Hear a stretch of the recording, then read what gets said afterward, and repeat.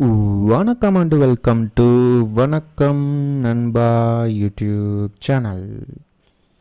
So இந்த கிளாஸில் வந்து பேராகிராஃப் ஃபார்மேட்டிங் பார்க்க போகிறோம். போன கிளாஸில் கேரக்டர் ஃபார்மேட்டிங் பண்ணோம். ஸோ அதே இங்கே தான் வச்சுருக்கேன், இந்த இடத்துல வச்சுருக்கேன். அப்படியே நம்ம ரெண்டாவது ஆர்ட் போர்டுக்கு வந்துடலாம், பேராகிராஃப் ஃபார்மேட்டிங்.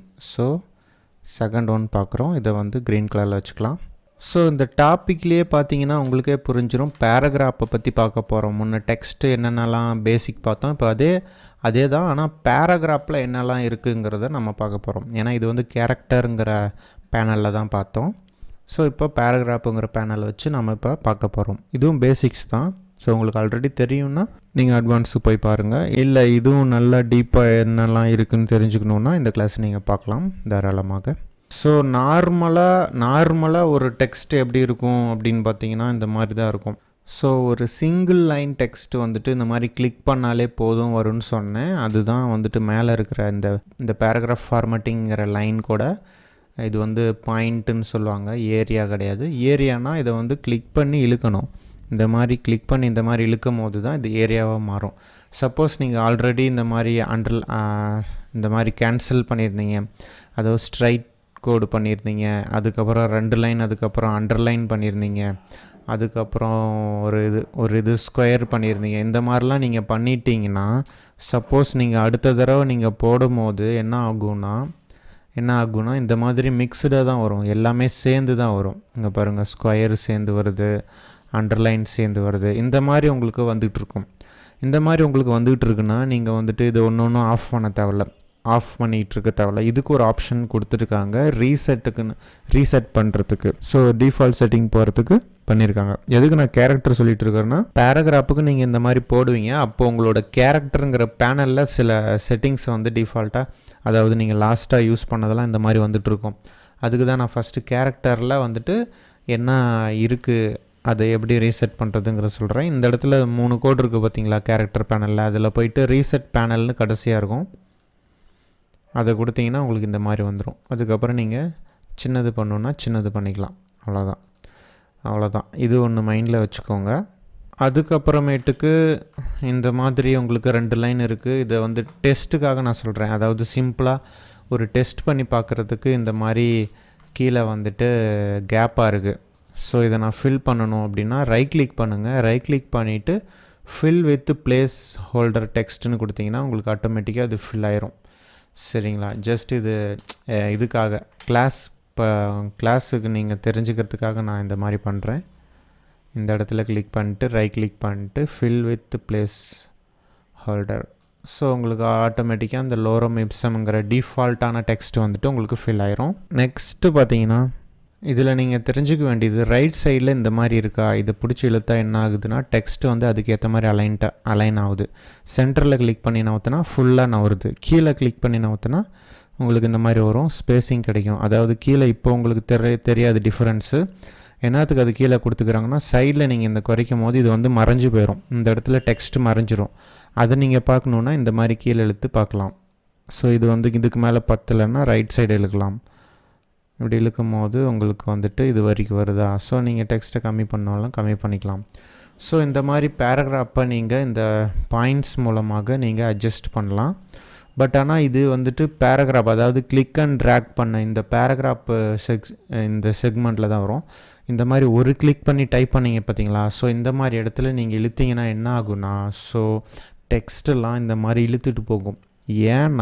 ஏன்னா இது வந்து பாயிண்ட் டைப்னு சொல்லுவாங்க, இது வந்து பேராகிராஃப் டைப்னு சொல்லுவாங்க. இதை இழுத்தா நம்மளுக்கு அட்ஜஸ்ட் ஆகும், அதுக்கேற்ற மாதிரி லைன்லாம் அட்ஜஸ்ட் ஆகும். இது வந்து இழுத்துக்கிட்டு போகாது. ஆனால் இந்த பாயிண்ட் டைப்பில் வந்துட்டு சின்னதாகவும் பெருசானா இந்த மாதிரி இழுத்துக்கிட்டு போகும். இந்த மாதிரி இழுத்துக்கிட்டு போகக்கூடாதுங்கோ, எனக்கு வந்து இப்படி போகவே கூடாதுங்கோ, எனக்கு கரெக்டாக இந்த மாதிரியே வரணுங்கோ அப்படின்னு ஆசைப்பட்டிங்கன்னா கரெக்டாக வச்சுட்டு, அதாவது இது தானே மாறிக்கிட்டு இருக்குது, 100லேயே வச்சிடறேன், இதுதான் கரெக்டான சைஸு.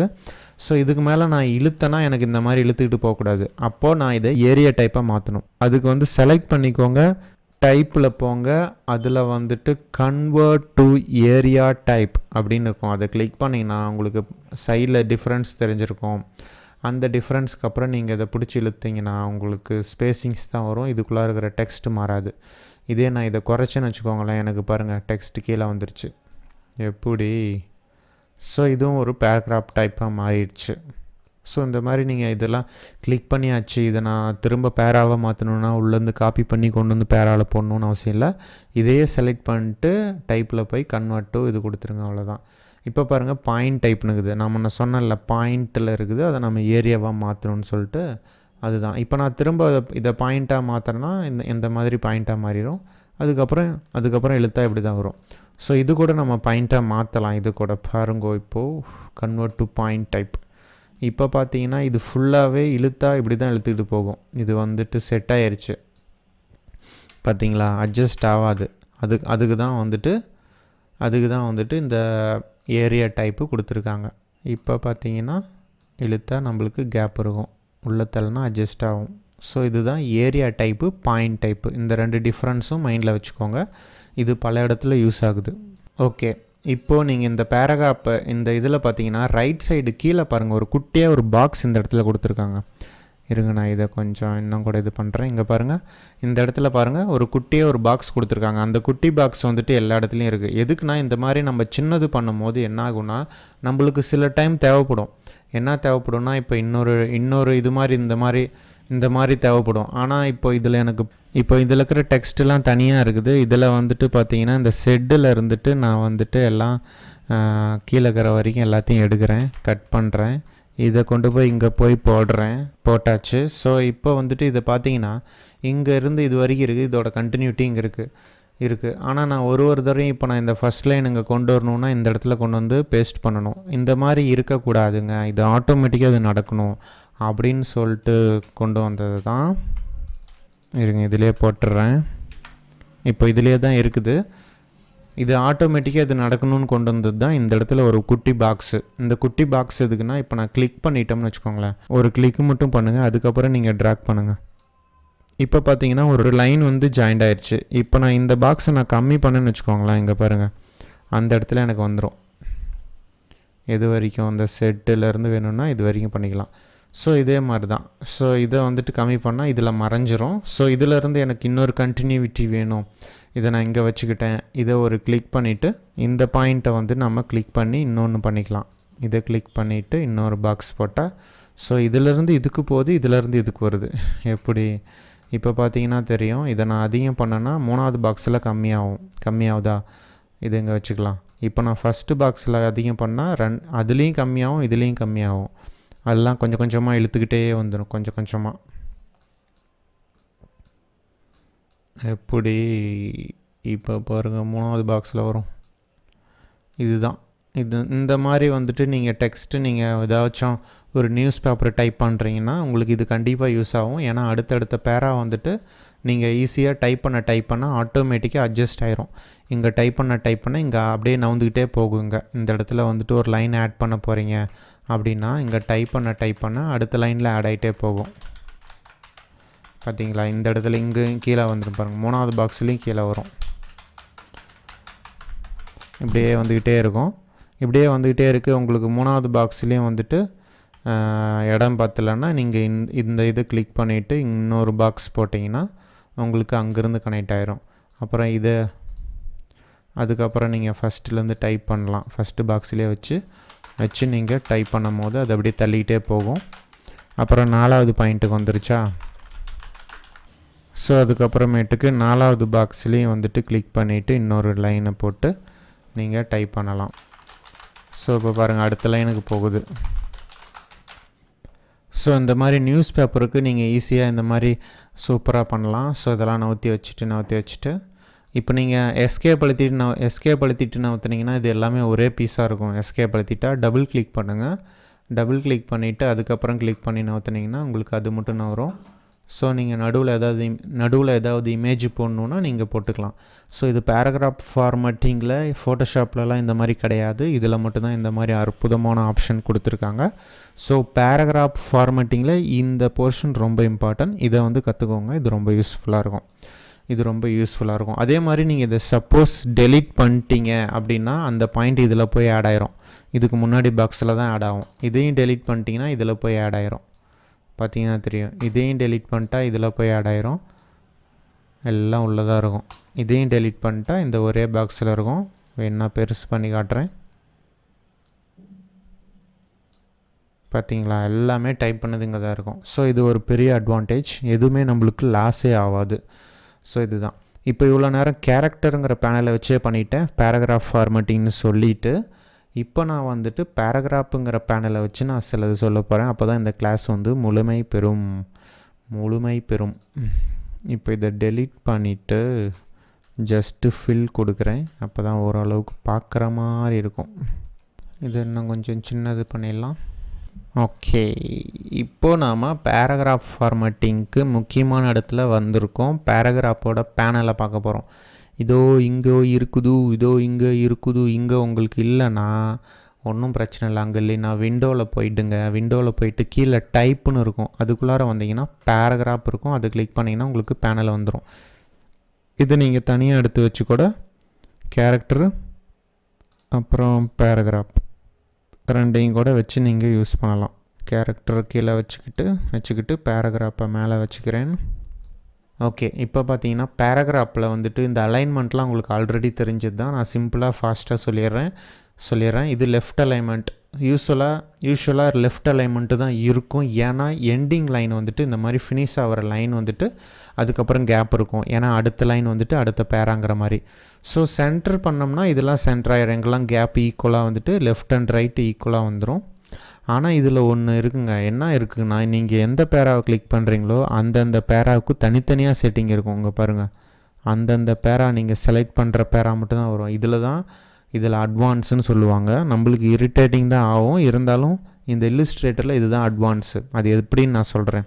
இப்போ எல்லாத்தையும் செலக்ட் பண்ணிட்டு சென்டர் பண்ணால் தெரிஞ்சிடும் கரெக்டாக இருக்குன்ட்டு. இப்போ நான் இந்த இடத்துல ஒரு கிளிக் பண்ணுறேன்னா அது இந்த பேரா, இந்த ஸ்டார்டிங்லேருந்து எண்டிங் தான் ஒரு பேரான்னு இது வந்து கால்குலேட் பண்ணுது. ஸோ நான் இங்கே சென்டரில் எங்கே வேணாலும் கிளிக் பண்ணலாம். கிளிக் பண்ணிவிட்டு இப்போ நான் இந்த இது கொடுத்தேன்னு வச்சுக்கோங்களேன். இங்கே பாருங்கள், இது மட்டும் தான் மாறும்.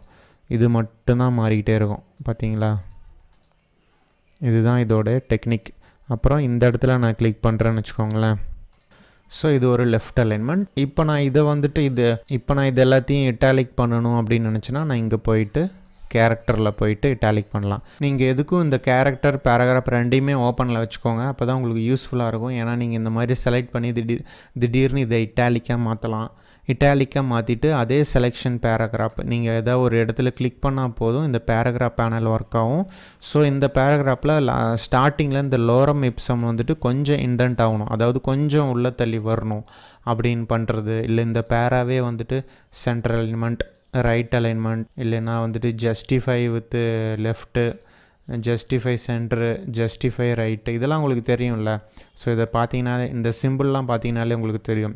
இது என்னென்னா ஃபோட்டோஷாப்பில் இது ஃபுல்லாக செலக்ட் பண்ணி பண்ணணும், இல்லை வந்துட்டு வெளியேந்து செலக்ட் பண்ணி பண்ணணும். இது உள்ளே நம்ம வந்துட்டோம் அப்படிங்கிற பட்சத்தில் ஒரு கிளிக் பண்ணால் போதும், அந்தந்த பேராகிராஃபு என்னவோ அது மட்டும் அதை பக்காவாக நான் வந்துடும்.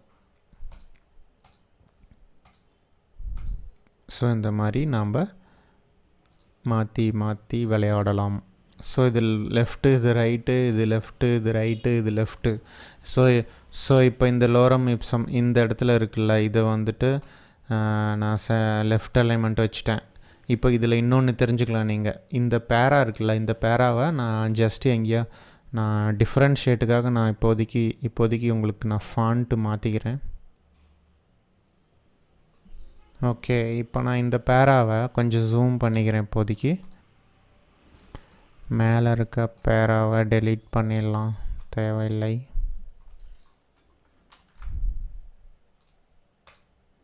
ஓகே, இப்போ இந்த பேராவை நான் நடுவில் ஒரு இடத்துல கிளிக் பண்ணிட்டேன். ஒரு இடத்துல இப்போ நான் மேலேருந்து ஒரு கேப் வேணும்னா நான் என்ன பண்ணுவேன், நார்மலாக என்ன பண்ணுவேன், இந்த இடத்துல வச்சுட்டு இந்த டீக்கு அப்புறம் வச்சுட்டு என்ட்ரு அழுத்தி கீழே கொண்டு வருவேன். ஆனால் அந்த மாதிரி இதில் பண்ண தேவையில்லை அந்த மாதிரி.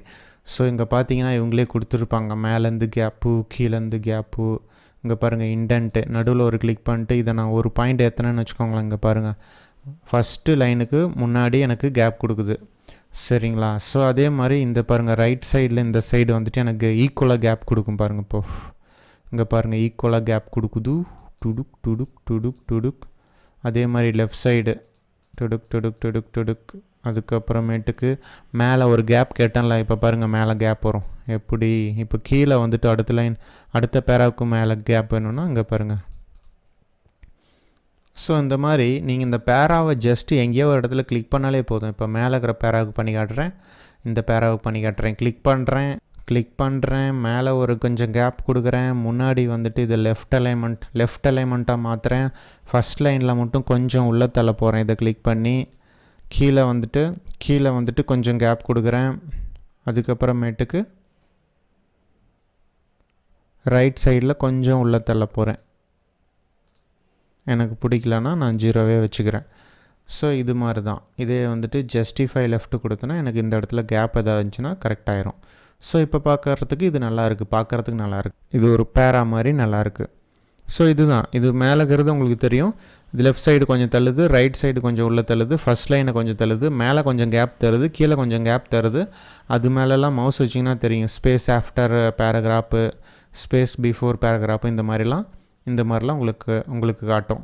இந்த 3 கோடை கிளிக் பண்ணிங்கன்னா ஹைட் ஆப்ஷன் கொடுத்தா உங்களுக்கு வந்துட்டு கீழே வந்துட்டு அந்த எக்ஸ்ட்ரா ஃபிட்டிங்ஸ் வராது. ஷோ ஆப்ஷன் கொடுத்தா உங்களுக்கு இந்த மேலே கீழே ஸ்பேசிங்ஸ் வந்து எக்ஸ்ட்ராவாக கிடைக்கும். உங்களுக்கு கொடுக்கல, உங்களுக்கு ஹைடாக இருக்குன்னா அதை கிளிக் பண்ணிக்கோங்க. அதை கிளிக் பண்ணி நீங்கள் தாராளமாக பண்ணிக்கலாம். ஸோ பர்டிகுலர் பேராகிராஃபை நீங்கள் இது பண்ணிக்கலாம். அதே மாதிரி இந்த பேராவை நீங்கள் இங்கே செலக்ட் பண்ணிட்டீங்கன்னு வச்சுக்கோங்களேன்.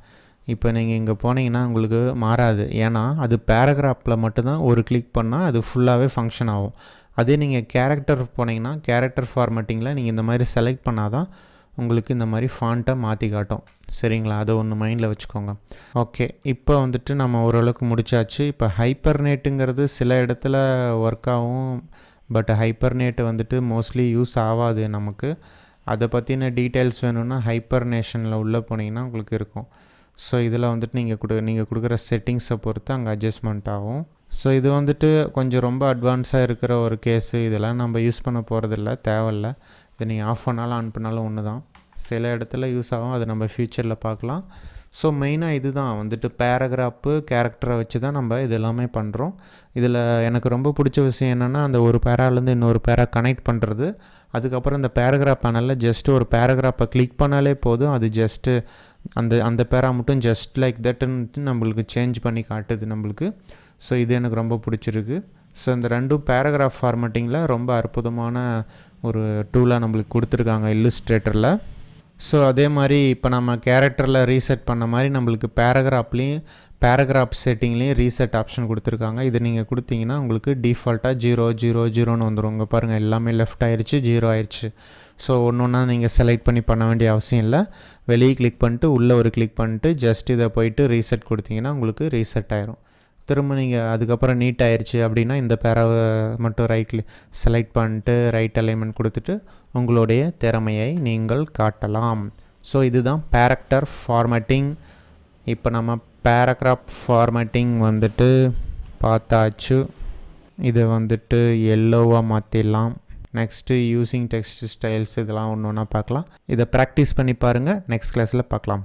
So thank you friends.